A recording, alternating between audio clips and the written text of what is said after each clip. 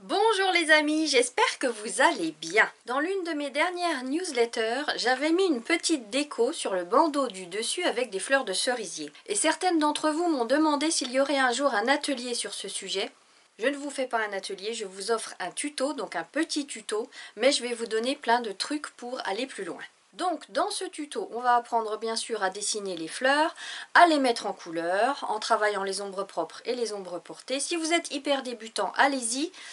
Je ne vous donne même pas de cotes, ce ne sont que des repères parce que c'est vraiment pas compliqué. Après la mise en couleur de ce petit tuto, je vous montre comment réaliser des fleurs sous différents points de vue pour que vous puissiez faire des variantes. Alors ce petit bandeau, c'était à la base une illustration pour une affiche que je vous montre ici. Si vous souhaitez faire le fond, je vous donne des idées de couleurs pendant le tuto. Et à la fin de ce tuto, je vous lancerai un défi.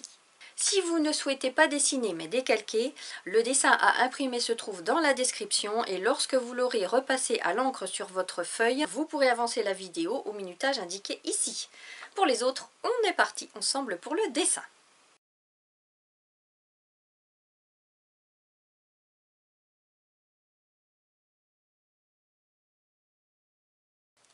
Dans un premier temps, je vous invite à tracer sur votre feuille aquarelle, moi c'est tout petit. Mon cercle à moi, je l'ai fait avec un verre, il fait 8 cm de diamètre. En l'occurrence, vous pouvez faire le diamètre que vous voulez, parce que je ne vous donne pas de cote où il faut vraiment avec précision avoir les centimètres. Donc je vous laisse mettre pause le temps de tracer votre cercle. Maintenant, vous repérez le centre au-dessus et le centre ici à droite, à vous. Et vous repérez le point qui est pile poil entre les deux. À vue d'œil, à vue d'œil, à vue d'œil, hein. Ce point va nous servir pour démarrer notre branche, comme ceci. À vous.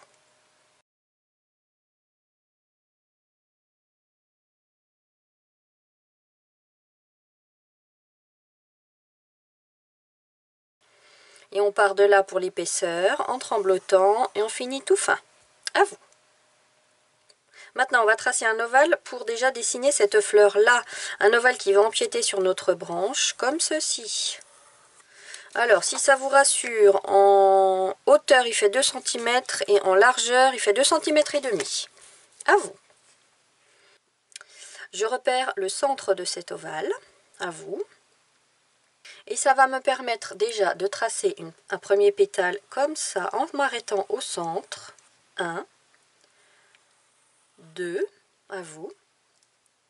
Le troisième, je longe mon bord, je redescends là. 3, à vous. Je pars du centre pour tracer le quatrième et le cinquième. À vous. Derrière, je vais tracer un plus grand cercle pour tracer cette fleur-là. Donc c'est un cercle, je vais quand même le passer devant la fleur que je viens de dessiner. Alors, il fait en diamètre 3 cm et demi. À vous. Et pour ne pas être perturbé par la branche, je la gomme, puisque la branche passe derrière. À vous. De ce grand cercle, je repère le centre. À vous. Et je vais tracer mes pétales. Un gros pétale qui passe comme ça derrière. 1, à vous. Un second qui va descendre là et dont on va recourber le rebord. Je descends là et ici on arrondit, donc il ne touche pas mon bord. À vous. Et il revient là. Le troisième qui part là, qui touche mon bord, à vous. Alors, les pétales de cerisier, ils ne sont pas tout à fait pointus, vous voyez, ils sont un petit peu arrondis sur le dessus, et puis on peut trembloter un petit peu, mais ça on le fera à l'encre. Et le troisième, je vais de nouveau courber le rebord ici, donc je ne touche pas mon bord, comme ça, je vais le faire assez large, hop, et je viens comme ceci, à vous. Et le cinquième, comme ceci, à vous. Au centre, on va faire la tige du stigmate et le stigmate, un petit ovale comme ça. Et les étamines, alors les étamines, c'est un genre de petite banane avec un petit trait au milieu, comme ça. Voilà, on en fait quelques-unes. Vue de face.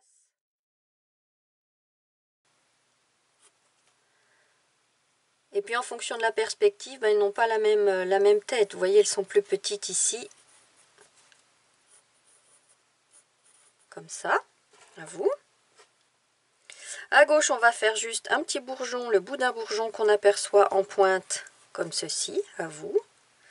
Ici, il y aura une feuille. nervure centrale, nervure latérale. Et là, pareil, il y aura une feuille. Nervure centrale, nervure latérale. À vous. De ce côté-là, on va juste faire une tige avec les sépales qu'on aperçoit. Un premier comme ça au centre, à vous. Et deux sur le côté, à vous. Et là, on va avoir trois petits pétales qu'on aperçoit comme ça, à vous. Une feuille qui passe derrière la fleur, une grosse ici à droite, une petite à gauche. À vous. Et dans les espaces qui nous restent, on apercevra le rose d'autres pétales qu'on va faire apparaître là, et puis qu'on va délimiter. Allez, on va en faire un ici. À vous. Ici, dans cette fleur-là, on va apercevoir le bout des étamines. Donc nos petites bananes,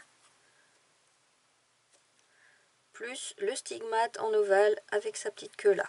À vous. Avant de repasser à l'encre, on va masquer stigmate et étamine à de la drawing gum. J'utilise une plume de Murano dont la pointe est cassée, ce qui me rapporte encore plus de finesse. Pour avoir de la finesse, soit vous utilisez un pinceau, un vieux pinceau, mais un vieux pinceau très fin de ce genre-là, hein, tout fin, que vous aurez au préalable protégé avec du savon et après utilisation également. Je donne ces informations-là si jamais vous êtes hyper débutant et que vous faites votre premier atelier avec moi. Sinon, vous pouvez utiliser un cure-dent ou bien une pointe métallique, genre pointe de compas. Allez, moi je vais chercher avec ma plume ma drawing gum et je masque stigmate et étamine. Et pensez également à masquer les tiges. Et je vous les fais masquer exprès maintenant parce que c'est important qu'il passe devant la mise en encre. Mon dessin à l'encre passera derrière la drawing gum. Donc je recouvre ceux-là et également ceux qui sont là.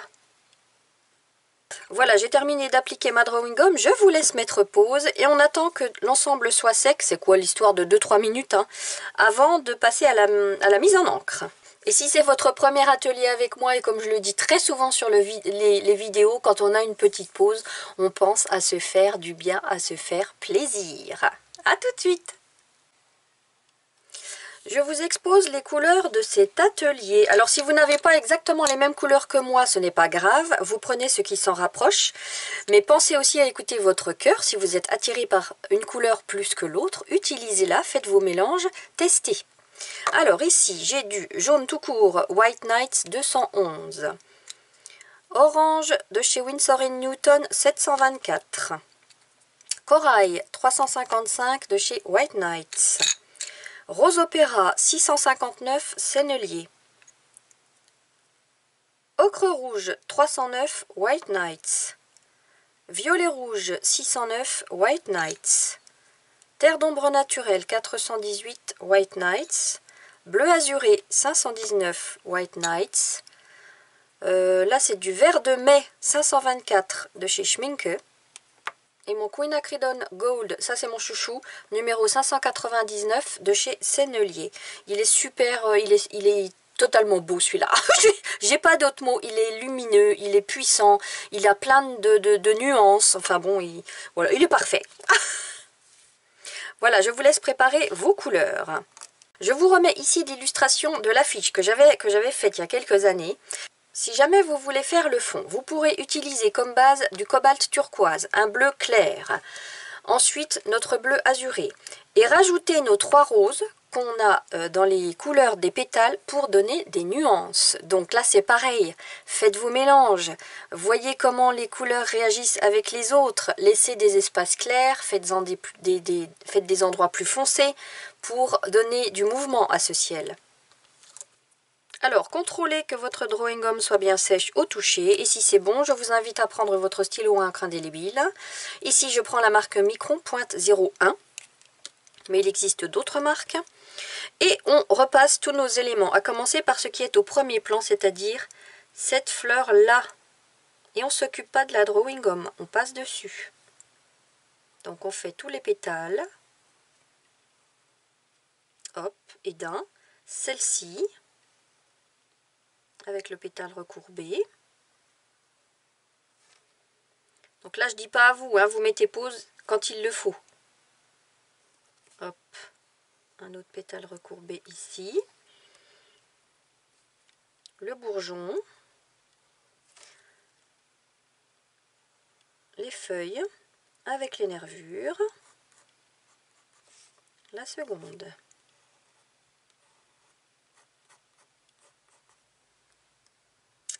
Maintenant la branche. En tremblotant. Hop, un petit peu de mouvement sur cette branche avec des petits traits comme ça. Voilà. Et ce qu'on voit de cette fleur, la petite tige, les sépales.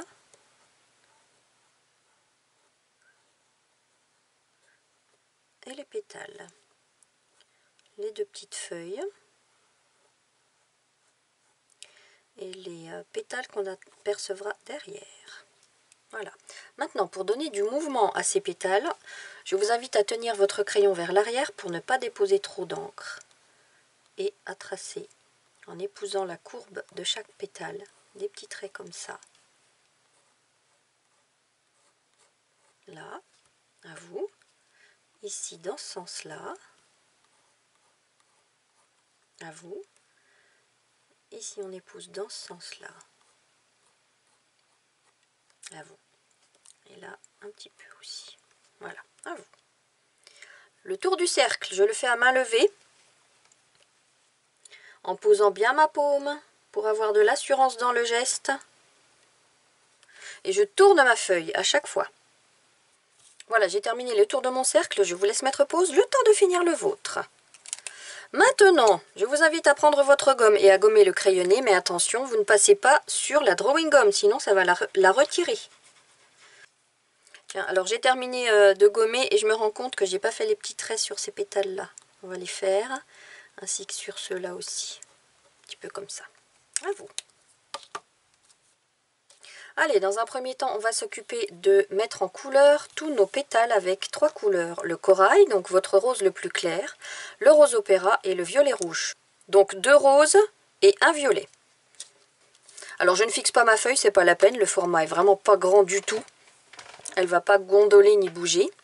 J'ai mon petit pot d'eau à côté de moi. À chaque fois que ma main sortira de l'écran, c'est que j'irai chercher de l'eau.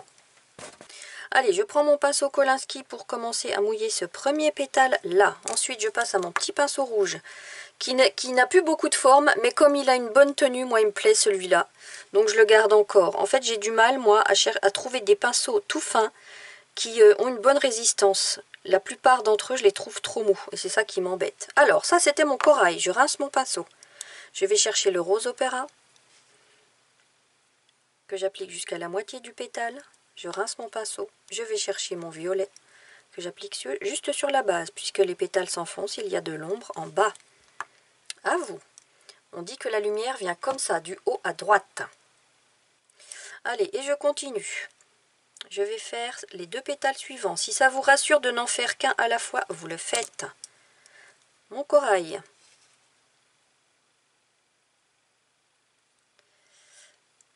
Je laisse une petite tache ici. Et si elle se referme chez vous, c'est pas grave. Là, c'est pareil. Je laisse une petite tache blanche ici. Je rince mon pinceau. Rose opéra. Jusqu'à la moitié. Je rince mon pinceau. Violet rouge à la base. À vous. Et je continue. Je mouille les 2 pétales suivants.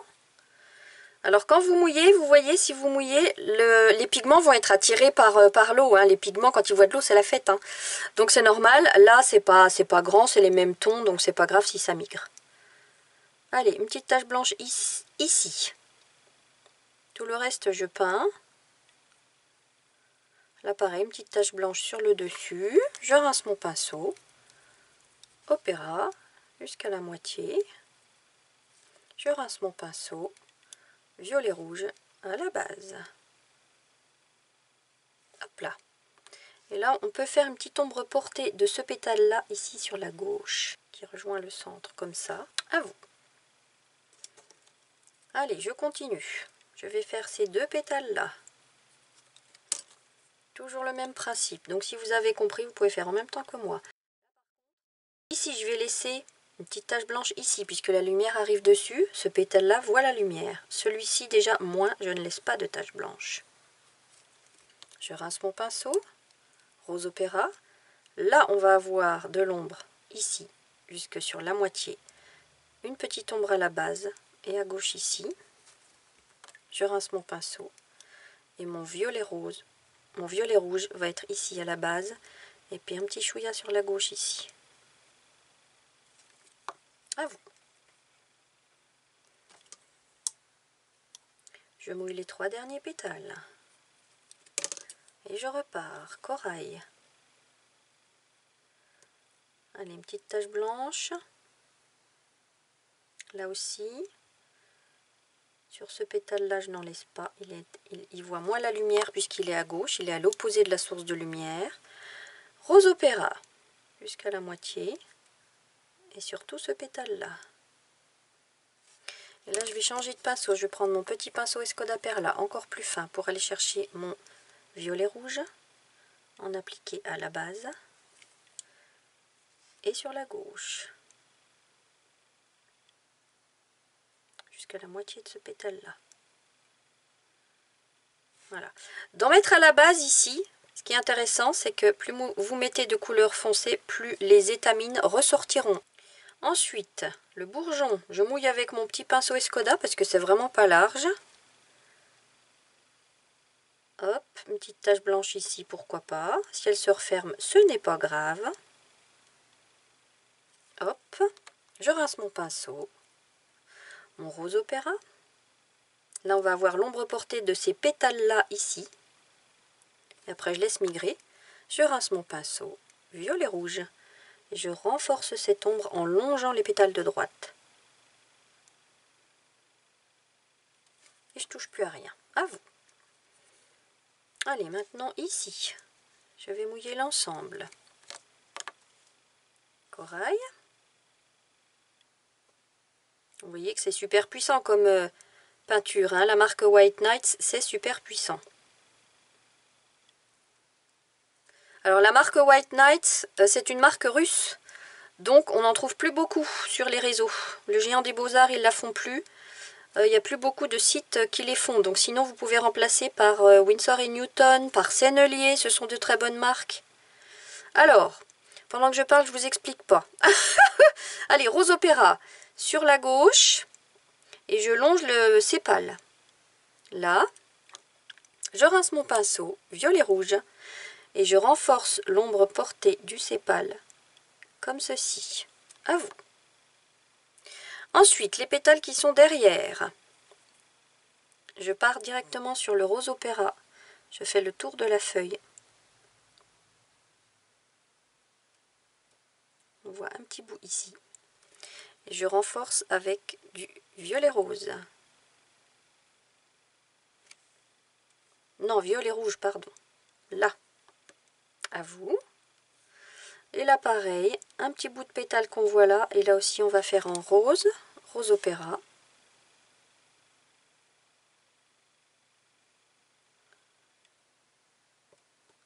Le petit chouïa là aussi. Je rince même pas mon pinceau, je vais chercher mon violet rouge. Je remplis tout ça. Et violet rouge à la base. Alors là, vous voyez, il y a du blanc entre le trait de mon dessin et la couleur. Donc, je vais rajouter un petit peu de corail pour que ce soit bien net, bien propre. À vous! Alors maintenant, tout ce qui est feuillage, avec 3 couleurs. Notre jaune, notre vert clair et notre bleu azuré. Là, pareil, si vous voulez tester d'autres couleurs, mais surtout, allez-y, faites-vous plaisir, les amis. Je vais mouiller avec mon petit pinceau rouge parce que la surface est vraiment pas grande. Je commence avec mon jaune. Je vais laisser une petite tache blanche sur la droite. La lumière vient du haut à droite, donc je laisse une petite tache blanche. Je rince mon pinceau. Je vais chercher mon vert. Je fais tout le tour. Et je fais tout le tour de la tache blanche en laissant apparaître du jaune. Bim. Et sans rincer, je vais chercher mon bleu azuré qui va se transformer en vert foncé. Je l'applique à la base. Et vous voyez, là, je trouve que c'est pas très intense. Donc, je vais rechercher du bleu azuré avec mon petit pinceau Escoda pour déposer encore plus de pigments.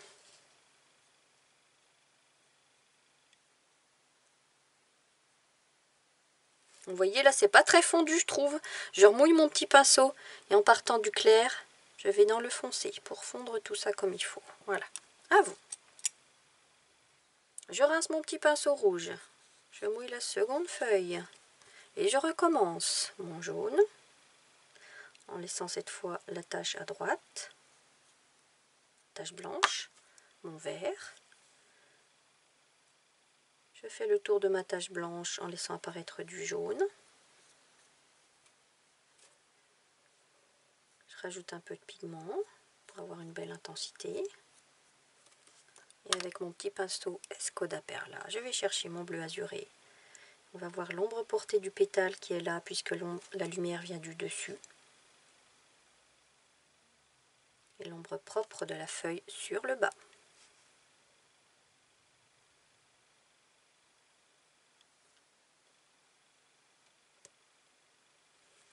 Là. Oh, quel beau métier c'est là. À vous. Les deux petites feuilles qui sont là. Je fais la base en jaune à sec, c'est pas large du tout. Hop. Avec le petit pinceau Escoda tout ça. Hein, parce que c'est vraiment pas grand. Je repasse avec le vert clair en laissant apparaître ça et là des petites taches jaunes. Je rince mon pinceau. Je vais chercher mon bleu que j'applique à la base. Là, on va avoir l'ombre portée de la branche sur ces petites feuilles-là. À vous. Et puis là, vous voyez, je vois que ça brille encore. Le rose ici, il n'est pas sec, donc j'attends avant d'appliquer mon vert ici. Maintenant, on va s'occuper de la branche. 3 couleurs. Le Quinacridone Gold, l'ocre rouge et le terre d'ombre naturel. Oui, c'est ça. Là, la surface est quand même assez grande. Je vais mouiller avec mon pinceau Kolinsky pour déposer pas mal d'eau. Je commence avec mon super doré, Quinacridone Gold. La lumière venant du dessus. Je vais laisser une petite tache blanche sur le dessus ici. Et si elle se referme, ce n'est pas grave. Je retourne chercher de la matière. Ça, c'est une première couche. Vous voyez, avec le pinceau Kolinsky, il est assez gros, il y a pas mal de poils, ça me dépose pas mal d'eau. Donc, moins d'intensité de couleur. Pour avoir plus d'intensité, je prends mon petit pinceau rouge et je retourne chercher de la matière et vous allez voir la différence. Bim. Voilà. Pourquoi on utilise des pinceaux de différentes tailles. Je repasse un petit coup sur le dessus. Je respecte ma tache blanche. Tout le reste, je peins.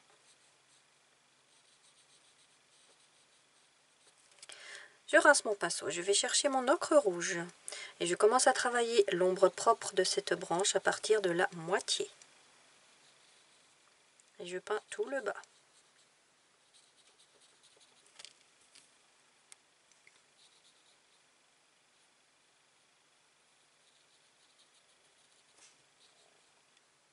Bim, je rince mon pinceau, je vais chercher mon terre d'ombre et je vais travailler le quart inférieur pour encore renforcer cette ombre et la rondeur de la branche. Et vous allez chercher de la matière autant de fois que nécessaire. Alors, petit truc si vous êtes hyper débutant, quand on tapote, on libère les pigments qui sont au centre des poils. Des fois, à un moment donné, quand on tire, on retire de la matière. Il faut tapoter. Au bout de la 3e ou 4e couche de couleur, il est bon de tapoter. J'ai fait un tuto à ce sujet dans la rubrique trucs et astuces du site. Voilà. Après, moi j'aime bien que ça aille loin dans les contrastes, mais je ne vais pas le faire ici. Mais très souvent, je vais jusqu'au gris. Je rajoute un petit liseré gris sur le bas pour renforcer encore cette rondeur. À vous. Alors, le petit bout qui reste ici à gauche, je ne vais pas le mouiller au préalable, c'est pas la peine, c'est pas assez grand. Je prends directement mon doré. Je remplis de doré. Comme c'est tout petit, Hop, je rince mon pinceau. J'applique juste de l'ocre rouge sur la moitié inférieure. Et là, je change de pinceau pour aller chercher mon terre d'ombre. Et je vais faire l'ombre portée de la feuille, là, et l'ombre propre de la branche, comme ça. À vous. Alors, ici maintenant mon rose est sec. Je peux retourner chercher mes 3 couleurs pour faire mon vert, c'est-à-dire le jaune, le vert clair et le bleu azuré. Et je vais faire les sépales. Je mouille avec mon petit pinceau, je vais les faire les 3 d'un coup, ainsi que la petite tige qui est là. Une base de jaune.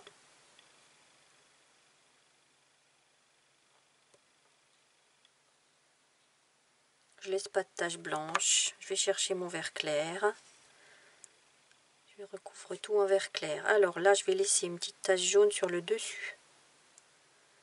Le reste, je peins. Encore un chouïa. Hop, je rince mon pinceau. Je vais chercher mon bleu azuré. Le bleu azuré sur toute la tige et sur la base des sépales.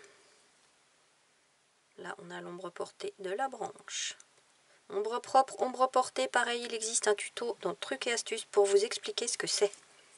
À vous. Alors, on a vu que la lumière venait du dessus à droite. Il est donc logique que les parties recourbées de ces 2 pétales-là, en l'occurrence ici il n'y en a qu'un, soient plus dans l'ombre. Donc, on va travailler ça avec du violet rouge. Je remouille cette partie-là avec mon petit pinceau.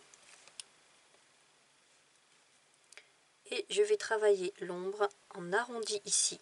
La lumière venant du dessus, la partie recourbée est plus dans la lumière au-dessus qu'en bas. Et je renforce cette ombre vers le bas. À vous.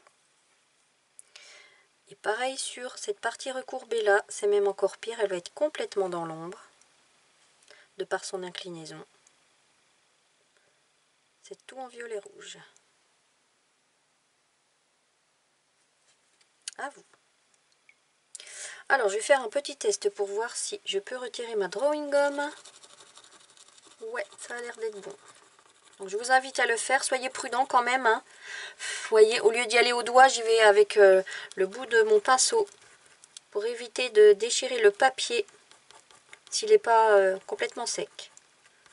Voilà, j'ai tout retiré, je vous laisse mettre pause si nécessaire. Alors, les étamines et le stigmate, on va les travailler avec du jaune et du orange. Une base de jaune, c'est pas large du tout, on va pas s'amuser à laisser des taches de lumière, ni faire trop d'ombre.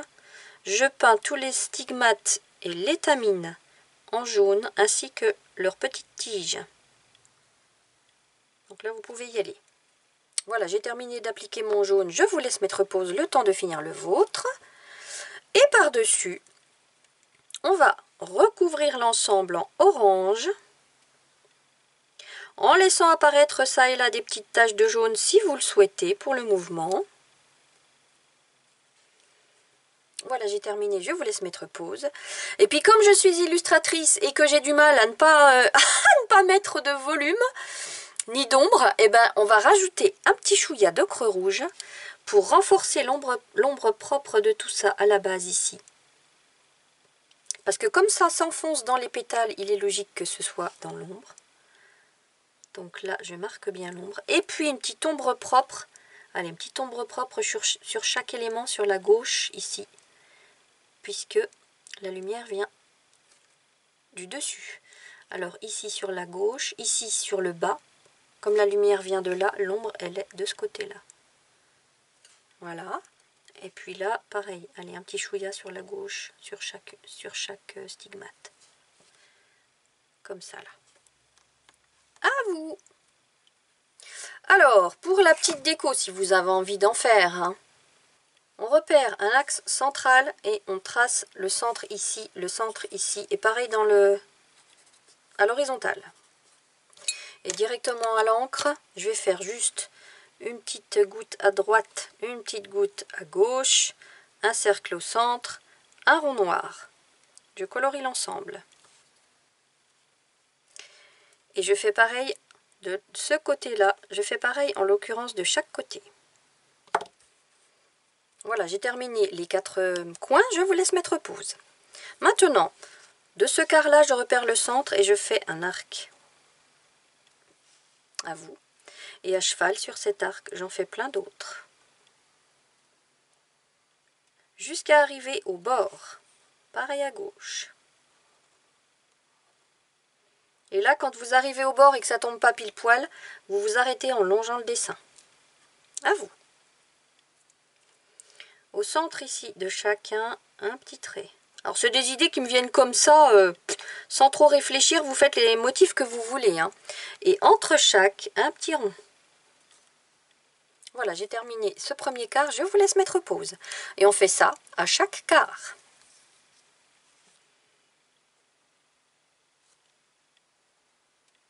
Voilà les amis, j'ai terminé, je vous laisse mettre pause, le temps de terminer tout votre cercle.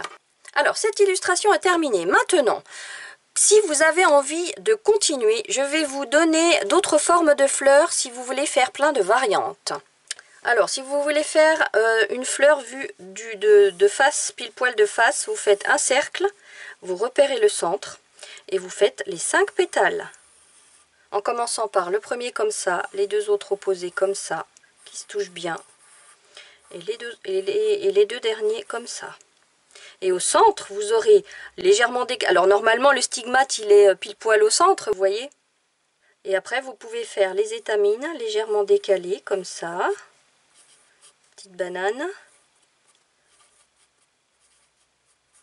Etc., etc.